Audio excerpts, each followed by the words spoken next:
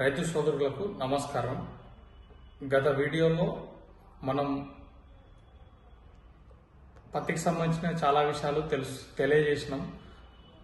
ఇప్పుడు మొదటగా పత్తిలో ప్రధానంగా తెలియజేసే విషయం ఏమిటంటే ఎరువుల యాజమాన్యం అనగా మొదటగా మనం పత్తి విత్తనాలు వేసుకుంటాం కదా. ఒక ఎకరాకి మనకు ఎంత మోతాదులు అంటే అధిక సాంద్రత పద్ధతిలో 2 ప్యాకెట్లు అవుతుంది. సాధారణంగా వేసుకునే పద్ధతిలో అయితే 1 ప్యాకెటే అవుతుంది. ఆ విధంగా మనం ఆ రకమైన మోతాదులో మనం 1 ఎకరానికి వేసుకుంటాం. దానిలో విత్తనాలు వేసుకునే మోతాదు అనేది అంతవరకు వేసుకుంటాము. దానితో పాటుగా ఇప్పుడు తెలియజేసే విషయము ఎరువుల యాజమాన్యంలో మొదటగా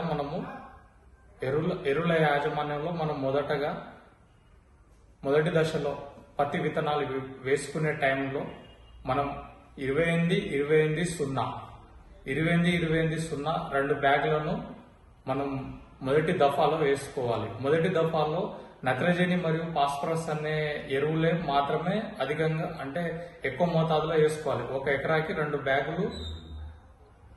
బ్యాగులు సరిపడేటట్లు చూసుకొని వేసుకున్నట్లయితే వేరు వ్యవస్థ, కాండం వ్యవస్థ అనేది గట్టిగా వృద్ధి చెందడానికి నత్రజని మరియు ఫాస్ఫరస్ అనే ఈ 2 మూలకాలు అనేటివి దోహద చేస్తాయి. రెండవ దఫాలో డిఏపి డై అమోనియం ఫాస్ఫేట్. ఈ డై అమోనియం ఫాస్ఫేట్ లో 46% ఫాస్ఫరస్ ఉంటుంది, 18% నత్రజని ఉంటుంది. దీనితో పాటుగా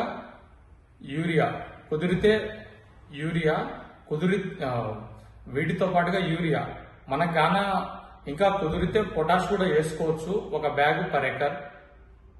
ఒకవేళ ఈ రెండవ దఫాలో పొటాష్ వేసుకోరాదు అనుకుంటే ఖచ్చితంగా వీటితో సరిపెట్టుకోవచ్చు. డిఏపి ప్లస్ యూరియాతో సరి చేసుకోవచ్చు.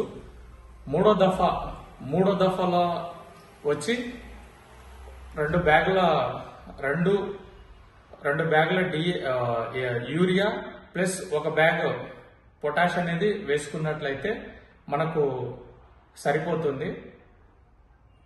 ఈ ఎరువుల యాజమాన్యం అనేది ప్రతి 20 నుంచి 30 రోజుల కాల వ్యవధిలో 3 దఫల్లో ప్రతి 30 రోజులకు 25 రోజులకు సాధారణంగా 25 రోజులకు 30 రోజులకు మధ్య కాల వ్యవధిలో మనం దీన్ని